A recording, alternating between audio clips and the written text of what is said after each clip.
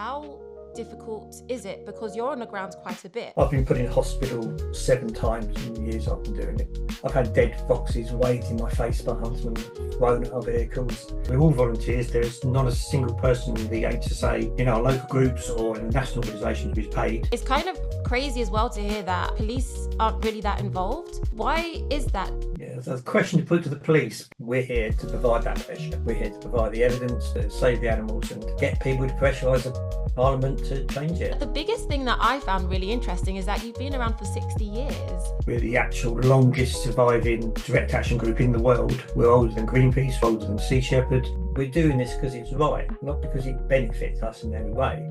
There's a lot of pressure put on people to not speak out. We've known people who have stood out and said, no, we don't want this. And they've had their cars smashed, dead foxes thrown on their lawn. Give me one of your most memorable moments. There's lots of bad moments. I won't go into them. There's one, there was a personal victory. It was really bad and we were on a hare hunt and we saw this hare run.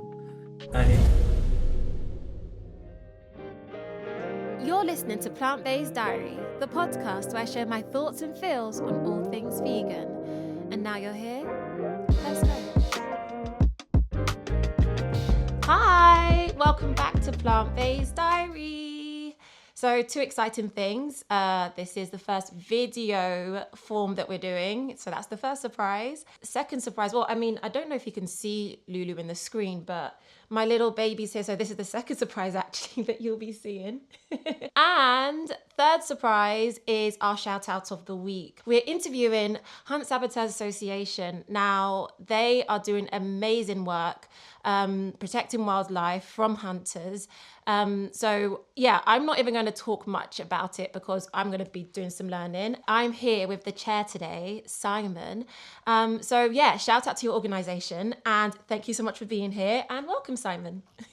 my pleasure.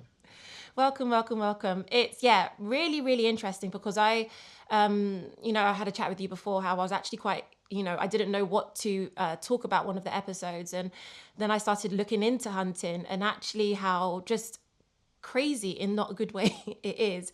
And I thought how amazing it would be to get you on the show and actually hear from you, seeing as you're doing so much work. The organisation is much bigger than I thought it was, and I'm sure you're going to get into it with me. But the biggest thing that I found really interesting is that you've been around for 60 years. How has it been for, being around for 60 years? Has a lot changed? How has it been? We're actually the first animal rights organisation we started in 1963. And if you look at the history of the animal rights movement, it didn't really start to the mid to late 1970s. It sort of coalesced around the book Animal Liberation by the philosopher Peter Singer, Okay. who's an Australian philosopher. And that's when the movement as a whole started going. But by then, of course, Hunt Sabbing had been going for 10 years. So we can probably be seen as the sort of catalyst of the animal rights movement, but also forerunners, because our task has always been to save animals' lives. It's never been about, but it has been about changing the law and all the rest, but fundamentally we're there to save animals' lives.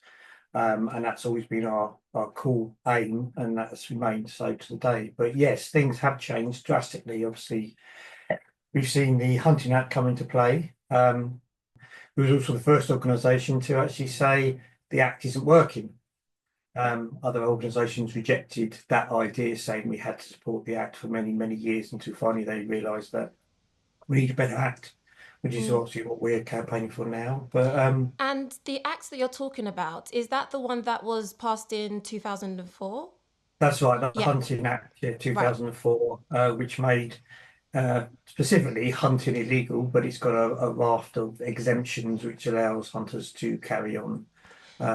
So we need some major changes to that. So explain to me actually what the difficulties are within the hunting laws, because, from my perspective, and this could be just my ignorance, I genuinely thought that hunting was okay, in the sense that once upon a time it was really bad, really immoral. Foxes and, well, wildlife were being killed. But then I was under the impression, and again my ignorance, that after the bill was passed, maybe the name or the sport continues, but they are actually respecting the law, and animals aren't being killed. And so what is it that they're actually doing to break the law? Well, different hunts do different things, but the act in itself makes it illegal to chase and kill hounds, chase and kill foxes or hares with hounds, with Right. dogs. So it did eliminate hare coursing because that's done out in the open in a small area, and it's obvious what they're doing. So it did get rid of that as a legal event, which is obviously great.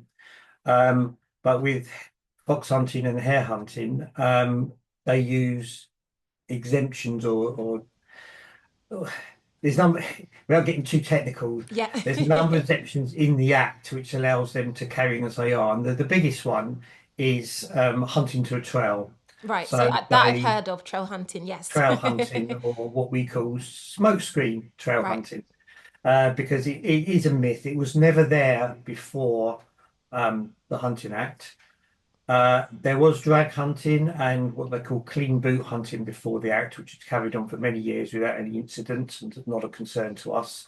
They realised when the Act came in they needed to do something, so they tried to join the Drag Hunting Association, who rejected them, probably because they knew what they were going to do.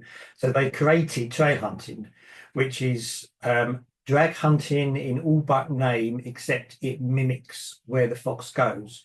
So they, in theory, lay a trail which goes through where a fox would live, where it's likely to be found. And of course, if you lay a trail through dense woodland or cow fields or anything like that where a fox is going to live, surprise, surprise, you're going to find a fox and chase it.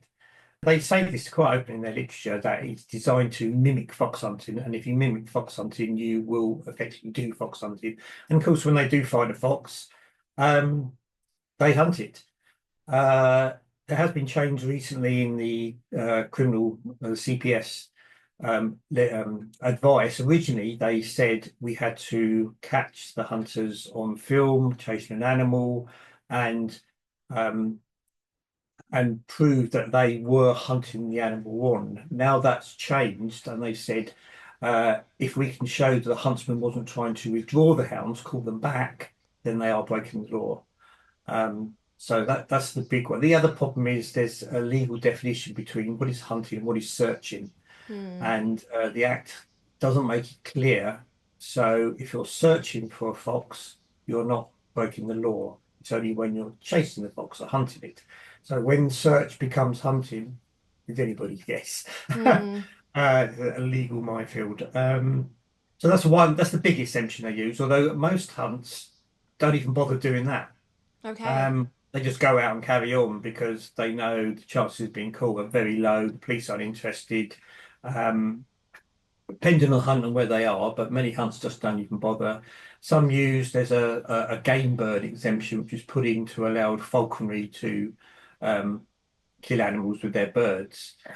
They say some of them carry a large eagle owl or an actual eagle, and say that they're flushing the fox to put the bird onto the fox. Now, this is not natural. These animals don't naturally hunt foxes. Foxes are predators. These birds are predators. Predators do not generally hunt other predators unless they're in dire straits. But what actually happens is they flush the fox and they hunt it as normal, but the bird is there as a clause to use in court if need be. It's slightly different in Scotland. The laws are slightly different where they're allowed to flush foxes to a gun, but it's the same problem. They have people there with guns, they flush the fox and they carry on hunting. They don't actually shoot the fox. So killing of the fox or the hare is not illegal. It's the method you're using to kill Right. it. Hare I didn't. hunting is people do it on foot. They do beagle packs, which they set on hares. It's the same. Some of them claim they do trail hunt, but they rarely do. They normally say they're hunting rabbits, which is a nonsense because anybody who knows rabbits, put up a rabbit, it runs down a hole, and that's the end of it. And we Mm. all see watership down. So hares just don't go to ground; they stay above ground and run around, which is why they're hunted. That's So, crazy.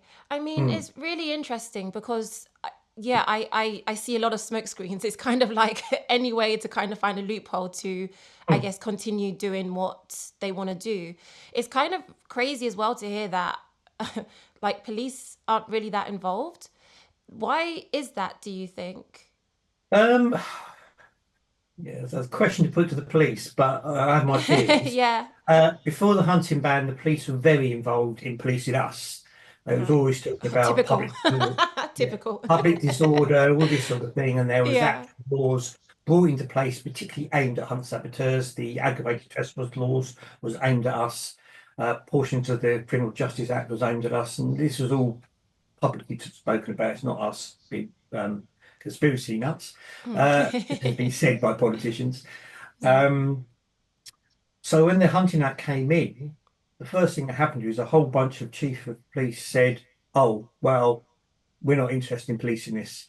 And the police overnight disappeared. Literally the week before, there were loads of police on hunts. Next week, nothing. And that has continued to this day. There's been very little interest by the police. Uh, Things are getting slightly better. Rural crime units in certain areas are taking notice, but on the whole, there's no interest, and in some areas, it's almost impossible to get a conviction of the act because of the police, not because of the evidence. However, saying that, we're the only organisation. When it started, there was other organisations like I4 and Protect Our Wild Animals and the League Against Cruel Sports who did put people in the field to try and get convictions. They've all drifted away because it's too difficult, I think is the Mm. word. Yeah. We've obviously remained. Our main aim is to save animals, but as a side to that, we do collect evidence and try and get them to court. And the last 50 convictions have all been from Hunt Sab evidence. We're the only people doing that now. And it's become more of a focus for us because it's something we can see we can do, and it's enabled us to help our argument that the act is changing because every time there's a conviction, we say, look, this is going on. This is um, it's happening every week. And certain police officers have come out and said, yes, this is a constant criminal activity. But we haven't got resources, blah, blah, blah. Mm. So they've said the act needs to be made stronger. Mm. And we want things like a recklessness clause, which would mean that hunting any animal like with hounds would be illegal. Just the sight of doing it. So as soon as you chase an animal, it becomes illegal. Um, Causing any animal's death would be illegal. We want the act to be put in line with the Animal Welfare Act so that we gets up to 5 years in prison, as well as longer fines. But perhaps more importantly, pushing the act to that level would mean that the police would have to record every time somebody complains about it. Well, at the moment, they don't have to record any stats on Okay. Hunting Act, um, whether it becomes, goes to court or not, which makes it difficult for us to know exactly what's going on. And we got our Mm. stats, but there's no official stats, which would be useful. But we also want to get rid of all the exemptions. We want to get the trout hunting exemption, the bird of prey, all these other ones which are totally nonsense and just there to allow hunting to carry on. It's actually even more important the work you're doing because if you're saying that actually there isn't anyone apart from your organization actually recording evidence and showing that it still happens, it's kind of like, well, if no one was around to see it, did it actually happen? And it, yeah, so I'm the yeah the power of the work you're doing is amazing, but then also it sounds like and it feels like it also is really important. Of course, you're saving animals, which is the primary focus, but also I think about actually it feels like there's a lot of like stress and labor put on you and your organization only because you are the only ones doing this. So my question to you is how difficult is it because you're on the ground quite a bit. Um, well, hunts go out from around August to between August and December is what's called cub hunting, what they call autumn hunting to make it sound nice. What that actually is, they go out very early in the morning and they surround woods and they try and kill the foxes in the woods to train the hounds to hunt foxes. Now, obviously, that is totally illegal, but obviously they still do it. We still try and prevent it. From November, hunting officially starts the first Saturday in closest to November the 1st. And then hunting will carry on, depending on the area in the country, to about May. And a lot of that is dependent on crops. They don't start hunting if the crops are in, and they end hunting when the crops start to grow. It depends who you are. So if you're on Dartmoor, you can hunt forever. They don't, they have a closed season. So yeah, and hunts will go out 2 or 3 times a week, always on Saturday, and then possibly once or twice a week. Now, our groups will go out at least on a Saturday and sometimes midweek if they can get the personnel. See, most of us, we're all volunteers. There's not a single person in the HSA in our local groups or in the national organisation who's paid. We're totally volunteer. We've never paid a wage, and that's a decision we made early on because we saw how it watered down the campaigns. It started bringing in professional campaigners who would take the organisation away from on the ground work and into campaigning and stuff, which is office based and that. And we decided, even though we had some big arguments and people trying to take us towards a more traditional format, we resisted that and stayed as we are. I was always part of those arguments. So we are an activist group. We're the actual longest surviving direct action group in the world. We're older than Greenpeace, we're older than Sea Shepherd. There are no other direct action organisations which started before 63 and are still going. So we're quite unique and we're quite proud of that. It's quite an achievement considering the level of political and police harassment we received over the years. It is an achievement to say we've kept going. So yeah, so all our groups are out every week. So yeah, it is a strain, particularly in the winter months. It's mad, it's cold, it's wet. It's the worst time of year to be outside. It can be physically demanding. It's certainly emotionally demanding. And most saboteurs will last between 3 and 5 years on average. A lot of people turn up once and go, oh my God, I can't do this. And they'll come again. And that's totally acceptable. You know, people have got to know what they can do and what they can't. I've had people who are ex-squaddies come out of the army and they come with us and they've left saying it's too violent for them. Wow. Which is ironic considering. Well, I don't want to overestimate the physical side of it because I've been doing this a long time. I'm now an old man. I'm 60 years old, and I drive for groups. So there is the need that people can drive, and it's not so much physically demanding as always as running around. It's either a full day. So if you're reasonably physically fit, it's fine no matter what age you are. But there's the emotional thing, and there's the risk of violence, which is always there. And it depends on the hunt in the area, but there is always there. And a hunt which is considered quite peaceful and gentle can suddenly turn just by the influx of a new person or a new huntsman. Actually, could you describe to me a typical intervention that you would do? Sure, yeah. We obviously observe the hunt, and if they're not doing anything, we don't do anything. But let's assume the hunt started, the hounds have gone, they start speaking, which is when the hounds start barking. It's called in cry, and they will start chasing the fox or the hare. At that point, we're just trying to position ourselves slightly ahead of the hounds if we can, but we'd have been moving that way anyway. So we'd have positioned ourselves ahead of the hounds where they are. So the hounds have started speaking, barking, whatever you want to call it. And then at a certain point, the hare or the fox will jink to the left or right. And they do this deliberately because because they're running fast, they overrun the scent line and then they lose the scent. So they then stop barking. And it's at that point where we can intervene because it's very hard to make the hounds stop. So when they're excited and barking, virtually nothing will stop them. Yeah. So we wait till the hounds stop speaking, knowing they've lost the scent. At that point, we start either using the hunting horn to mimic the huntsman and pull the hounds to us, or we have what we call as a gizmo, which is the sound of hounding cries on a recorder, which makes the hounds think that we're another pack over here and they come towards us. So it's pulling the hounds off the scent line where the fox or the hare's gone. Um, there's other things we can do, like there's scent dullers. So if we've seen where the fox has run, we can spray the area along where it's run. That's not as easy as it sounds. You know, it's constantly talked about. You have to know where the fox is. You can't just spray it through Yeah. really, and you have to do a whole length of it because the hounds just run over if you've sprayed in a certain area. We also carry hunting whips, which the hunters carry, and that is because if you crack a whip, that's the noise to the hound to say stop. Hmm. So, and we can use voice calls to do the same and just try and distract the hounds, bring them to us, take them away from hunting the animal. Any minute we give the foxes, the minute gets away. And it's all about time. It takes about 30 minutes for a healthy fox to be caught. Generally longer than that, but the shortest time is about 30 minutes.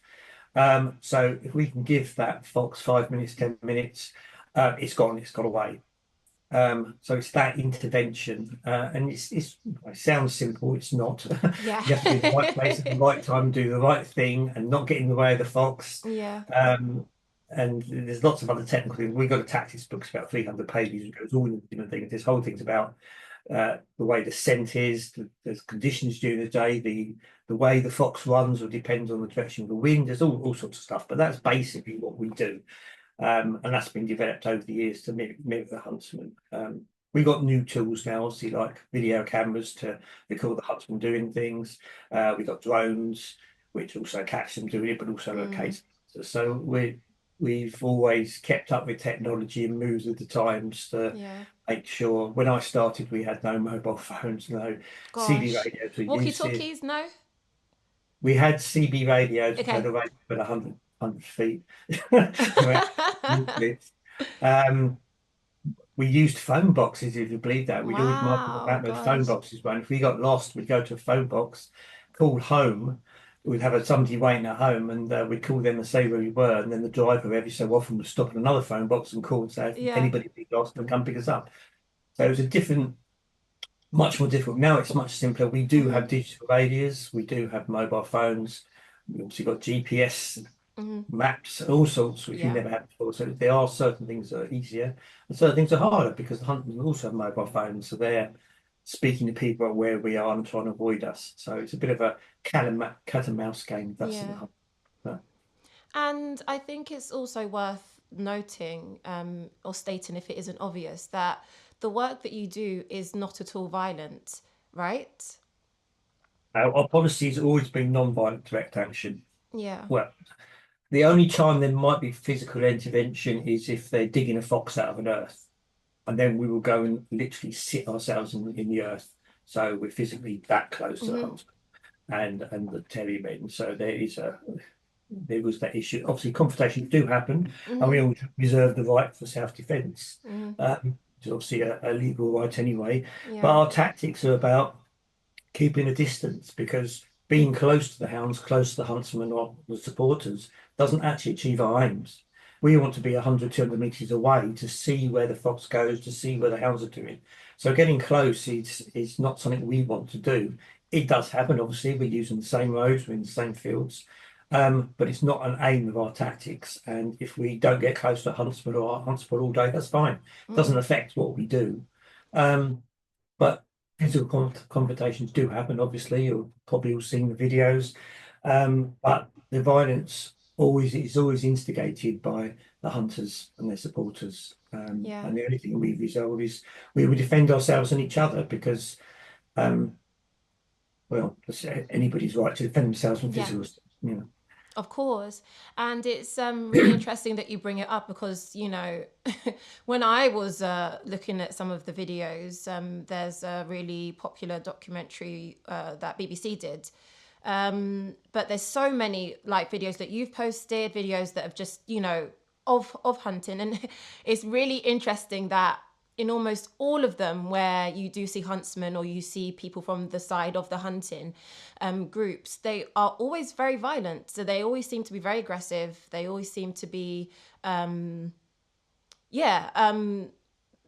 violent. And it's just quite ironic, you know, that something that is supposed to be, I don't know, for culture, and that they paint also to be some sort of like really fun and exciting and nice sport, actually is quite dark behind the scenes.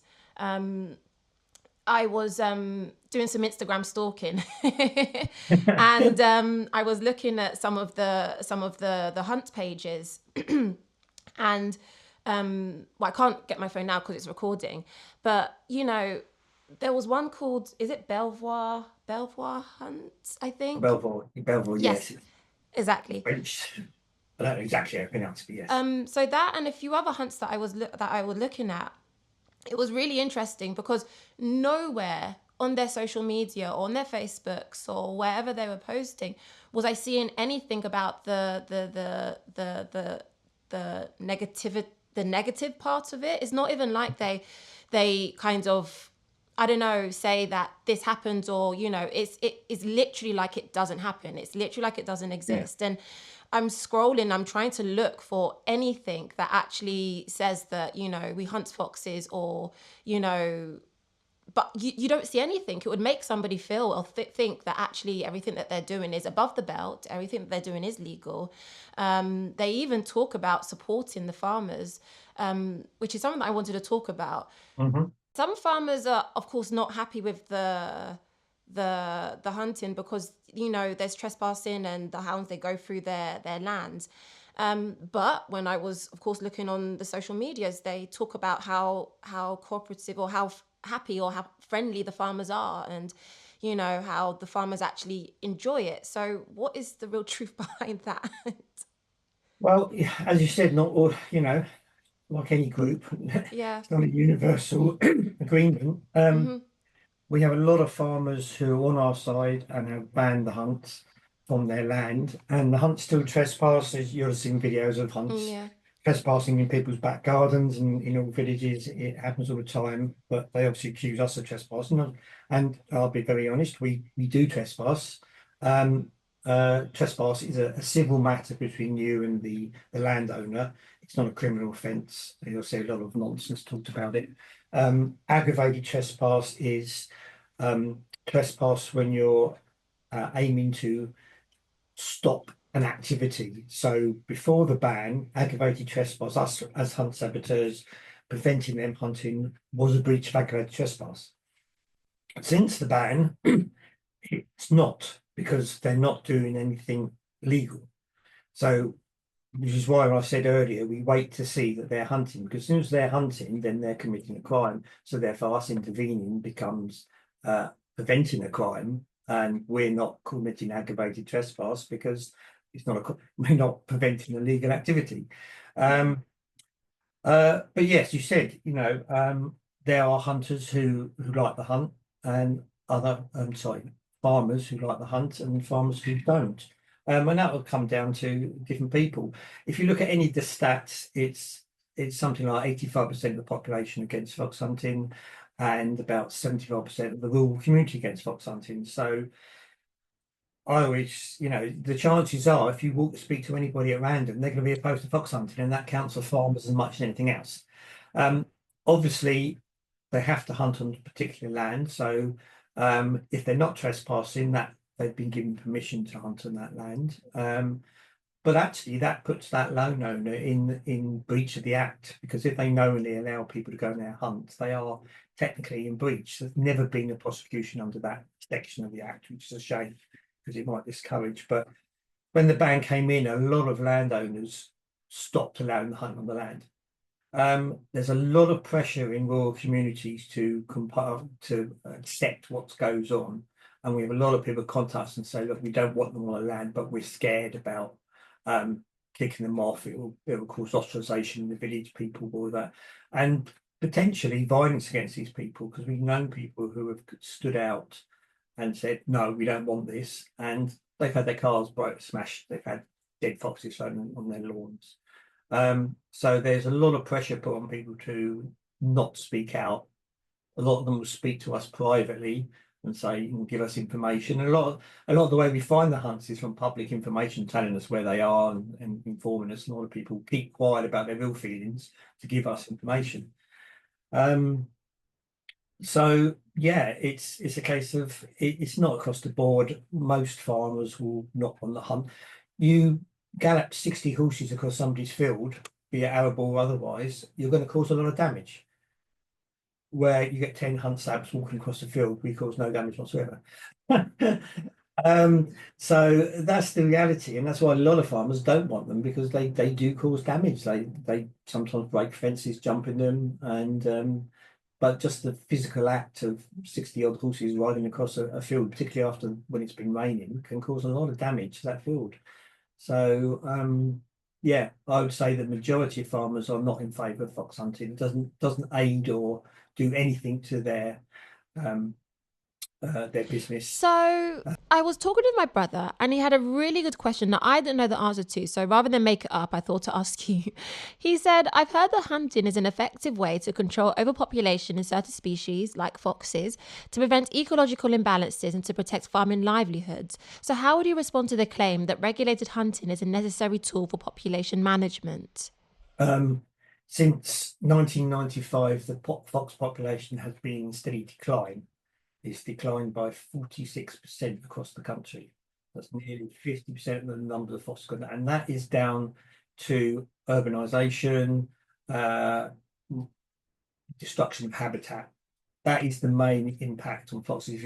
If you read any books on fox ecology, their numbers are controlled by food supply and habitat supply. They're animals which live in a set area, and they don't generally go out that area. They will breed in that area, and their numbers actually get controlled. If the food supply is low, their litter sizes will be smaller. So they act the nature they are. They will create more foxes if there's land. If it's not, it's less. Um, Even in urban environments, the numbers have started to go down since the late 2000s, 2018, I think it is. The numbers suddenly started to decline in the urban environment, and nobody really knows why that is. But there has been an increase in urban foxes, and then they're starting to decrease. But in the countryside, where we're talking about, the numbers have reduced by almost 50%. That hasn't been to do with the Hunting Act. This started way before the Hunting Act came into place. When fox hunting was in its prime, it was killing about 20,000 foxes a year. Fox population is between 300 and 400,000, so it's not enough to make an impact on them.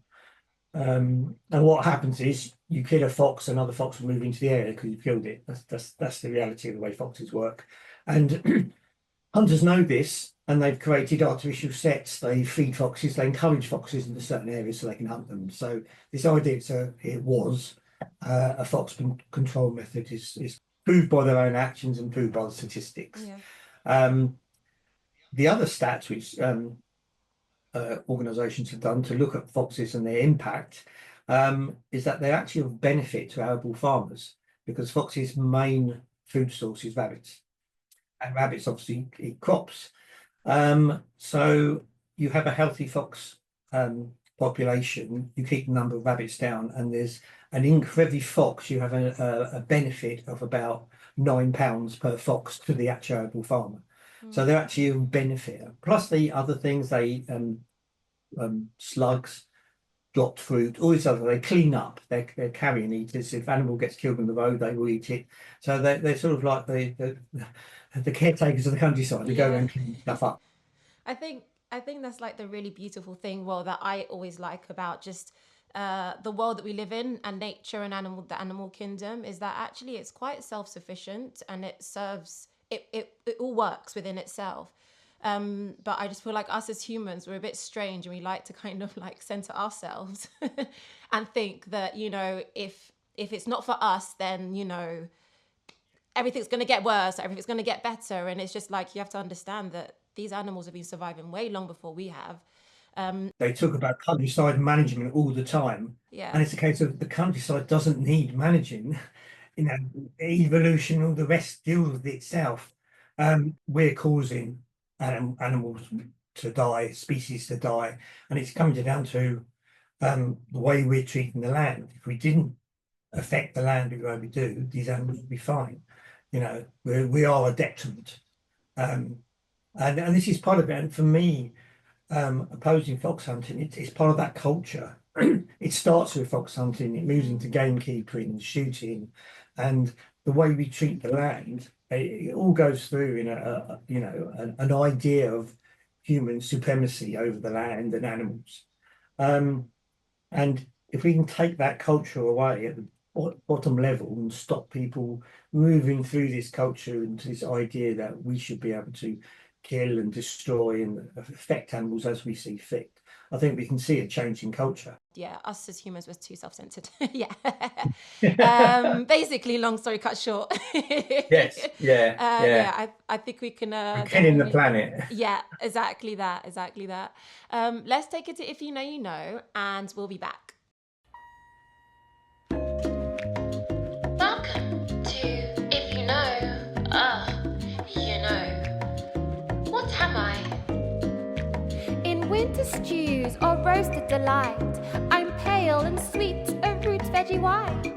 Rich in vitamin C and K, I boost your health in a warming way. Often mistaken for my carrot kin, but I have earthier flavours that lie within. Versatile, tasty in soups and pies. Do you know me? I'm a feast for the eyes. What am I? Stick around to find out. And don't forget, if you know, you know. As always, I'm going to drop the answers for you at the end. So, I want to actually take it back a bit and actually figure out, well, ask you about how you started. You were quite young when you joined the HSA, right? Yes, I was 17. Under our rules, I wouldn't be allowed Oh, nowadays wow. because we well, we've had serious injuries and 2 deaths with our Okay. organisation through Hunt Saboteurs. So we changed our rules and said nobody who's under the age of 18 without their parents actually being with them can come out in a Hunt Sab group. So at 17, I would have been rejected nowadays for at least a year. But no, I started at 17. I saw an advert in the Daily Mirror, which I later found out that a supporter had slipped in free without management knowledge. And I just joined. It was an anti-hunt group, and I was opposed to fox hunting. I didn't know what the HSA did. I knew nothing about it. I just saw this advert, so I joined. And I got paperwork through, and I realised that it was a direct action group, news to me, and there was an actual local group in my hometown. So I gave them a call and said I'd like to come out, and that was it. My life changed from there. What was your view or your relationship like with animals? Were you against animal? Were you for animal rights at all? Were you where were you? Where was your head at? Well, always lived in the countryside, on the edge of the countryside, so I was always out in the countryside. We always had pets. We always had dogs and cats. So my parents saw you're kind to animals. You don't Mm. think. I can remember as a kid, one of my friends started throwing stones at a cat, and I stopped him and didn't really think about it. Just something you didn't do. You don't hurt animals just for the hell of it. Um, so no, I had no real philosophy or anything. I was eating meat. I knew nothing. I just didn't like foxing. It just seemed to me you're chasing an animal, which and killing it for nothing else for the sheer pleasure of killing animals, and that's Yeah. fundamentally wrong. Just common sense says that to me. You don't kill things just for the hell of it, you know. Then and now, obviously, now I've got much more philosophical bent on it, um, but I went out and met people. I very soon realised they were vegetarian. They told me why, and I started reading. I read Animal Liberation by Peter Singer. I saw things like the Animals film, um, and Factory Farm, Animal Farms books, all about all sorts of things. So I very quickly went vegetarian. And then as soon as I moved away from my parents' home, I went vegan, and I've been vegan ever since 1982. Mm. So I was vegan when it was really hard to be Yeah, I vegan. imagine. One soy milk, no margarine, Gosh. no yogurts, no ice cream, no chocolates, you Now you name it. have like a whole library of options. It's incredible. It's I'm still shocked I can walk into virtually any coffee shop in the Yeah. country and get soy milk. It just doesn't seem right to me, but it's Yeah. great. It's great because it makes it easier for people, and obviously making it easier there's more vegans, and that's brilliant. Yeah. But yes, yeah, but for me, it's always been a philosophical not to harm animals. That's why I'm vegan. It's nothing to do with health or anything. It's about, I don't want to cause harm to animals or the planet.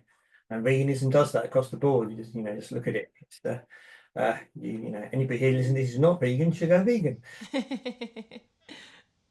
And then, like, everyone else that is volunteering or is part of the organization, do they all have the same beliefs, or is everybody vegan, or is it everyone's on their own journey, or?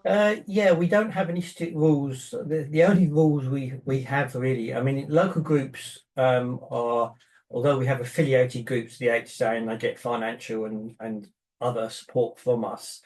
They are run as their own entities, but we run as a community. We have chats and that, and the only real rules we have is that we don't allow racists into our organisation. We have a affiliation of anti-racist groups.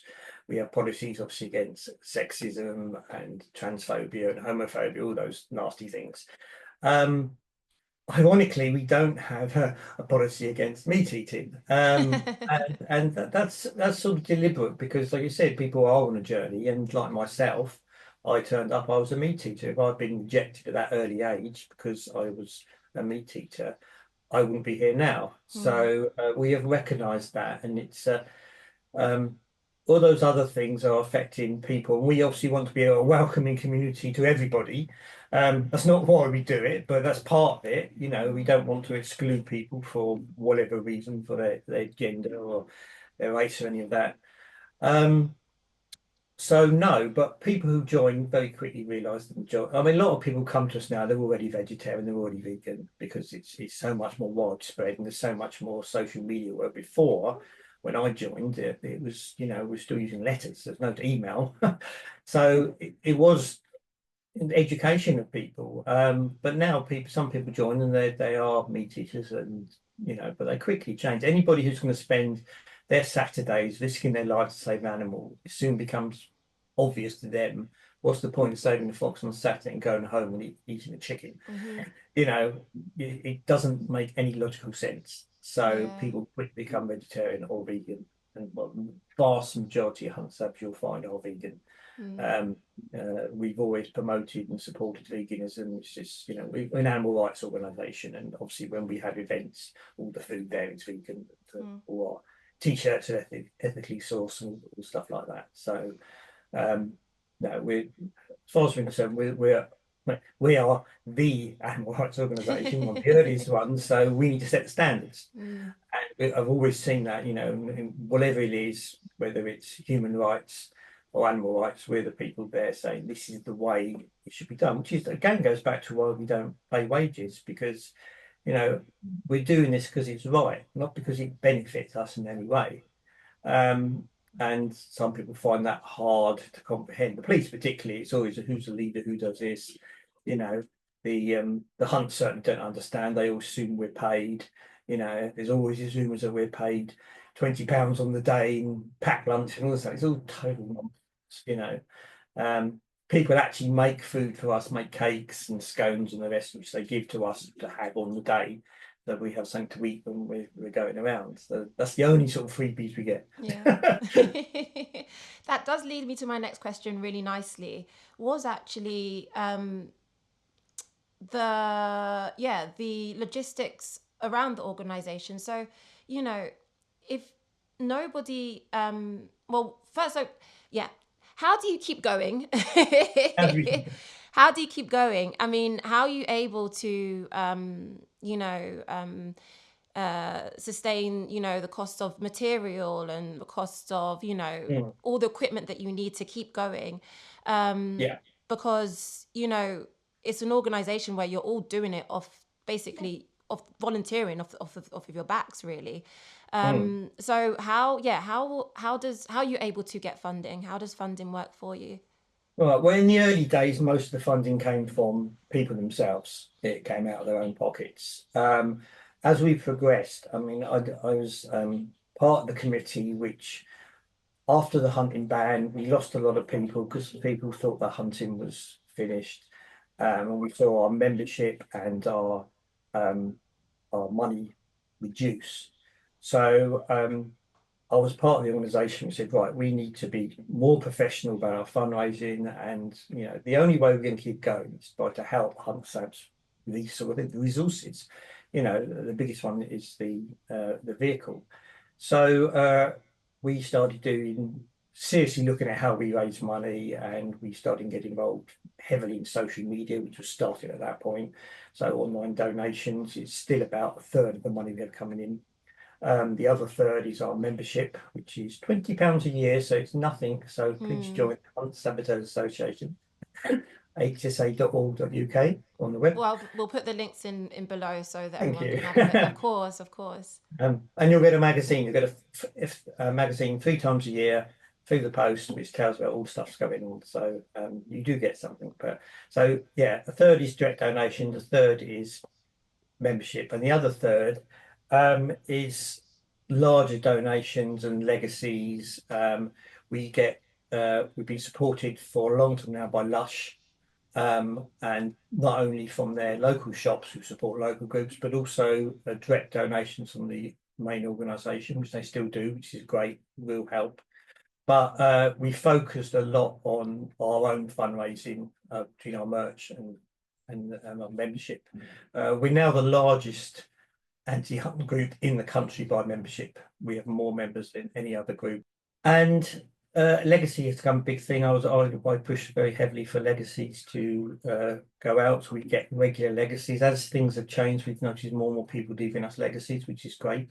And our finances are extremely stable, and we actually noted an increase during COVID, while other people saw a decrease, because we can still show that we're being active. We can still, Yeah. and that's the power of us, is that everything we do every Saturday goes on social media. You can go there and you can see what we're doing. There's nothing hidden. Yeah, yeah. Where another group is, you'll get an email about, oh, we did a small demo in Birmingham, or we wrote a letter to the MP, and it's a case of, well, great, people doing that forever and nothing's changed. Where you can see on a week by week basis what we do. So that's our biggest fundraising ability. We give groups grants for vehicles. We supply them with radios, with gizmos, with hunting horns, with hunting whips, with tactics books, and donations to repair the vehicles, donations to anything which they're needed. We pay for drones. We give out about £150,000 a year to our local groups. And that's not a loan, that's a grant. It's given to the group. There's no expectation of them paying us back. They do their own fundraising, obviously.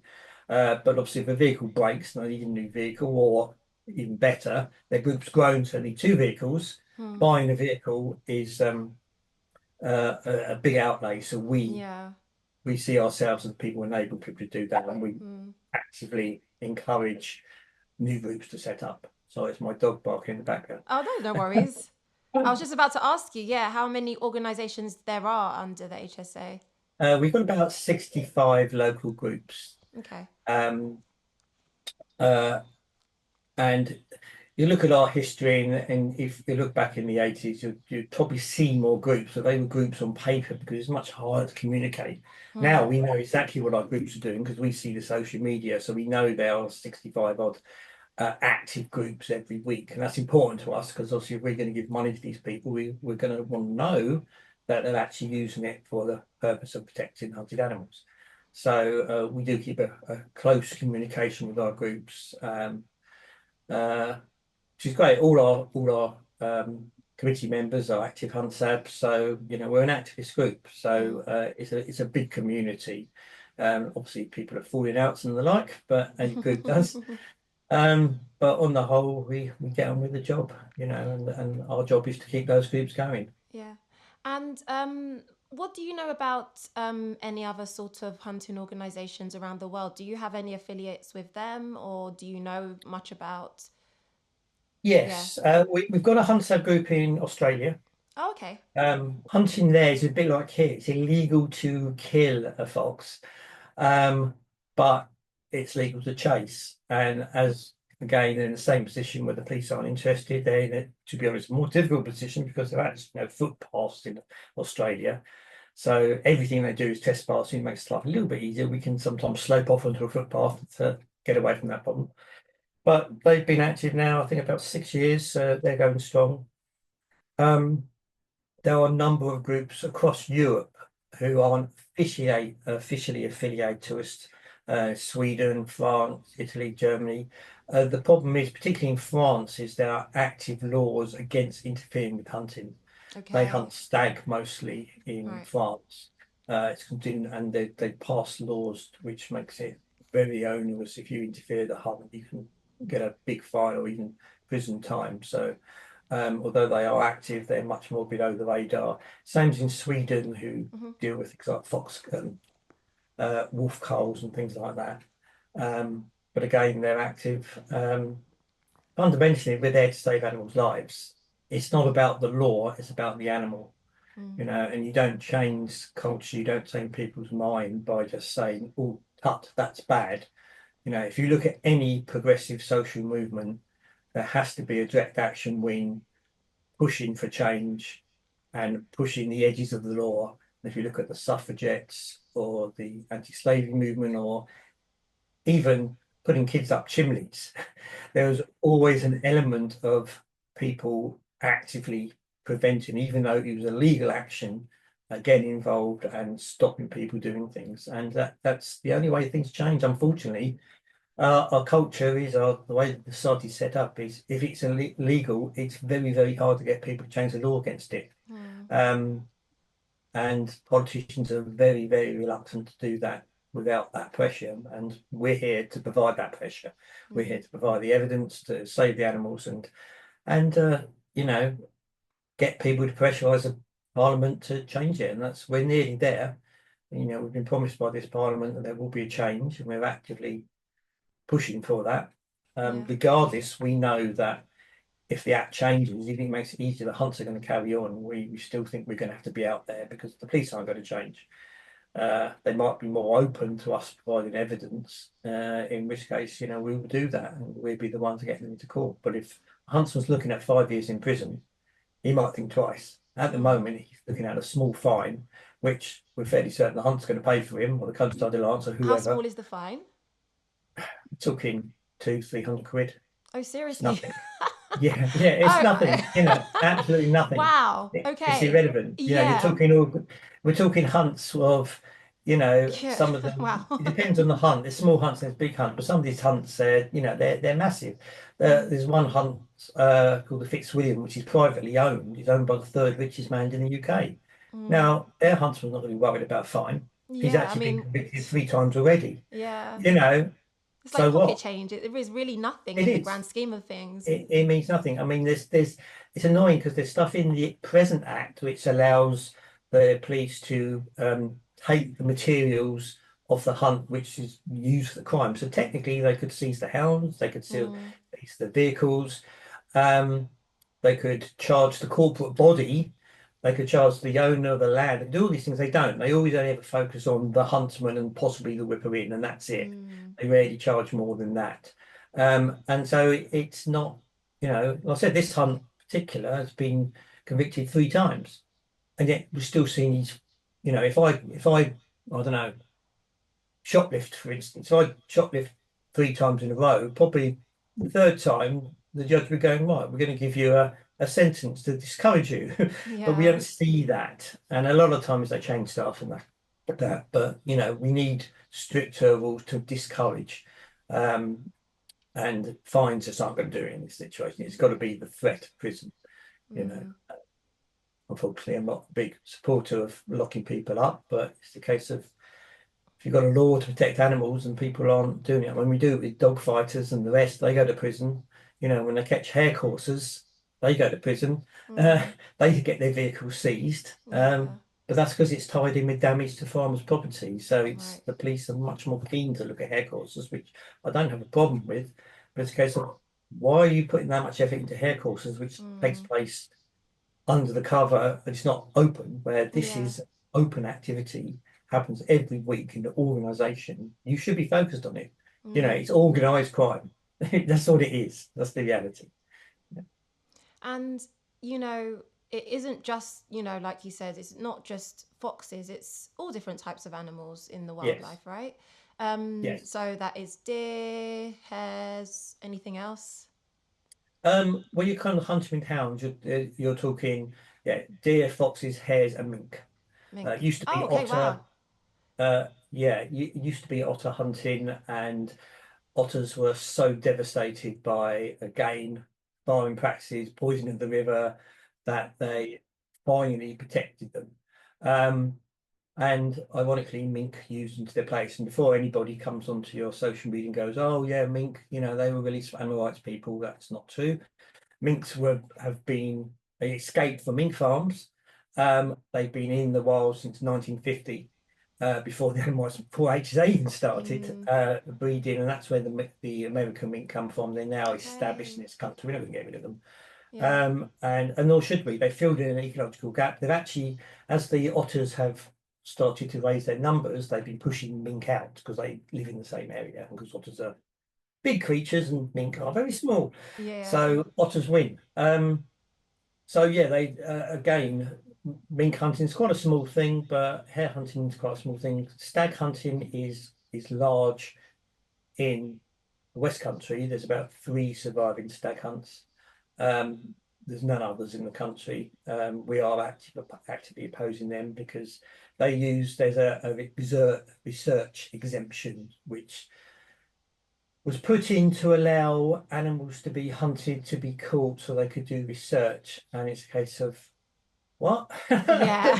Make it make sense. So, yeah, and since the hunting ban, which is now a decade old, over 20 years, there's been one study, and that has been from animals who've been hunted and killed, and they took a blood supply to look for bovine TP in them. And it's a Gosh. case of that's not scientific because pick the animal they're going to chase. They chase it, they kill it. So, you could, if you wanted to look into bovine TB in deer and how it spreads, um, there's a much better way of doing that. You'd anesthetize the animals and take a random selection, and that you don't just take um, blood supplies from animals who've been hunted. Um, it's a total nonsense. It's just used. It's only happened in the last few years, and it's been used. It's put out to say, "Oh, look, we're doing research." They're not doing research. They're hunting and killing animals, and because they're saying they're doing research, they can actually openly kill the animal. Deer. But we're down there. We're opposing that. And that's certainly one of the exemptions you want to get rid of. Absolute nonsense. Yeah. So, throughout all of your time with the HSA, Mhm. could you give me one of your most memorable moments? And that can be in a good way or a bad way. And if that's changed at all the ways that you see hunting. Well, there's been lots of bad moments. I won't go into them. Uh, but it's been great, great moments. There's one personal, I feel was a personal victory was I was pre-ban. We were on a hare hunt and we saw this hare run and it ran into this bramble patch. And I was there with one other sab and the hounds came charging up and they were pushing into the bramble patch. And the sab with me said, "No, leave it, it's gone, there's not a chance." But I waded into the bramble patch and by luck as much as anything, managed to find this hare which hadn't the dogs hadn't. It was so thick, the hounds couldn't get to it, but I could step into the Mm, brambles. So I managed to go in and pick this hare up, and just a few feet away was a 6 foot stone wall of a farmyard. So I managed to get to the stone wall and just pop this hare over the top. yeah. And the huntsman turned up and was absolutely livid, and they pushed both of us into the bramble patch, but Oh we were laughing gosh. so hard we didn't Yeah. care because we'd got this hair away, and that probably made them even more annoyed. So that for me was just a personal victory where you can actually know you've saved an animal who would have Yeah. died. Yeah, I mean, there's other occasions that regularly we see foxes away and we get between them, but that was, I physically touched that hair and got it out, so that was a great feeling, I and think that's to a this day. yeah. I think Yeah. that's a really beautiful thing as well because through the work that you do, well, through activism, I'm sure, like you said, there are so many like really hard moments that probably take a Mhm. toll emotionally and mentally. Some of the stuff I'm sure that you see and other volunteers see, probably stuff that you can never unsee. But it is the small things that I can imagine that ends up actually being the big things that just remind you why you do what you do. Yeah, I And mean, I've seen animals killed, close to me. I've seen animals, bowled over and killed by the hunt. I've had dead foxes waved in my face by huntsmen, thrown out of vehicles. yeah. Um, and violence against hunt sab is a regular occurrence. And when I say regular, every week. A week won't go by with some sort of physical attack or damage to vehicles. I mean, I was looking at a report today from last Saturday, tyres slashed, a female sab clubbed over the head. Um, across the country, there will be something every day of that occasion. A hunt sab has been doing it a long time, will have a story of some form of injury. I've been put in hospital 7 times in the years I've been doing it. Gosh. I've had a leg broken. I've had knives pulled on me. I've been shot at with catapults. Been shot at with a shotgun on one memorable occasion. Wow. These things happen. As I said, we've had 2 deaths caused by hunt vehicles, but in both cases, they weren't accidents. They were. It's one of those grey areas, but the person knew they were putting people at risk and they caused deaths, one of which was a 15-year-old lad. So, we're talking, and neither of which were seriously investigated by the police, even though they should have been. So it is risky, and people do get hurt, and they get hurt by hunters. But then if your sport is killing animals, you're naturally a violent person. That's the way you live. That's the way you resolve situations. That's the way you do that. And we constantly see stories about huntsmen attacking each other, violence within the hunter community, rapes, thefts, you name it. There was one mad occasion in the British Association of Shooting where a bunch of their own guys turned up with shotguns into their offices and were threatening people. It's Gosh. it's pretty crazy, but it's a violent community. Yeah. So it's going to happen, isn't it? If your community is about killing things, then that's going to spread. You know, that's the nature of what these people are. And that's sort of what the culture we want to change, as well as everything else. We want a nicer culture for everybody. And killing animals for fun isn't part of that. Yeah, I say this quite a bit. I literally say that quite a bit. I really believe that, us just as human beings, we really attach ourselves to like we like to define ourselves a lot. And Mm. I feel like we use culture is like a really big defining label for a lot of us. No matter who you are, where you are, you can always kind of justify things for the name of culture. So we bring it to here. It's very easy to see how, just for the name of culture, which of course is violence in this Yeah. situation, is justifiable because it's a very British thing. Hunting is a very British thing, it's part of our heritage and all of these things. But I think as we evolve and as we grow, I think it's also very important to question ourselves, because as we become more, I guess, knowledgeable and understand what compassion is and understand that animals have feelings and all of these amazing things, we should be able to actually question some of the stuff that we once thought to be right. The Um, tradition and culture is just a get out clause people use. We pick our culture. yeah, We pick the music genres we like, we pick the films we like. We don't, nobody says I'm British, so I have to watch horror movies, or exactly. I have to listen to this sort of music. We decide what we're going to do. And we do that with our actions. And we say, actions are more important than words. It's what people do. If I go out into the street and punch somebody, but say, well, England has a violent culture where, we Yeah. always fight with football hooligans. That's what we do. Yeah. No, people don't see that as acceptable. When I grew up in the 70s and 80s, football hooliganism was rife. Yeah. And it hasn't changed completely, but it has changed a lot. We didn't accept that as a tradition. It was a tradition. And as I always say, if you're going to talk about fox hunting as a tradition, Sabin's now been going 60 years, so we're a tradition. In fact, in the year 2000, they were doing an icons of Britain, and they were going to put fox hunting in there. So we complained and said, well, if you're going to put fox hunting, you put us in there because we've been going all this time and we're traditional now as them. Good to hear. And so they decided to pull both. But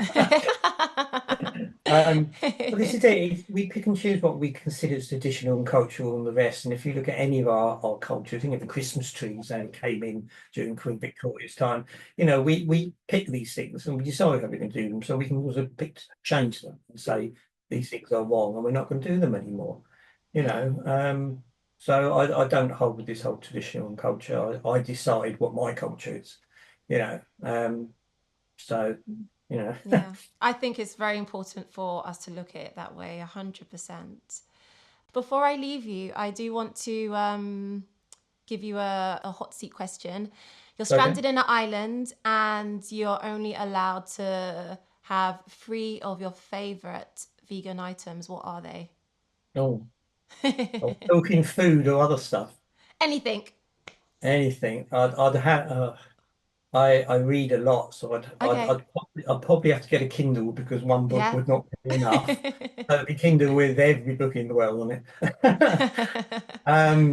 Probably same with some sort of music player. Or let's say I've got some sort of tablet that covers music and books. Okay, there you go. Food-wise, it's gonna have to be chocolate. Really? I shouldn't. I'm diabetic, so I shouldn't, but I would. We're on an island, doesn't matter, does it? I'm going to live long. Yeah. And the third one would be, again, I'm going to cheat. I'm going to say I'd have to take my dogs. Oh, can't forget the dogs. Can't forget them. Well, that wraps us up. That's a pretty good selection. Don't tell my partner. Oh, don't worry. Oh, gosh. Well, I've such an amazing time chatting with you, Simon. Thank you so much. I'll be happy to come back if you want me to. That sounds amazing. Hey, bye-bye. See ya. Oh, I almost forgot. Before I leave you, that if you know of the week is parsnips. So there you have it. I'm going to drop all the links of how you can support HSA below. Be kind, stay curious, and I will see you next week.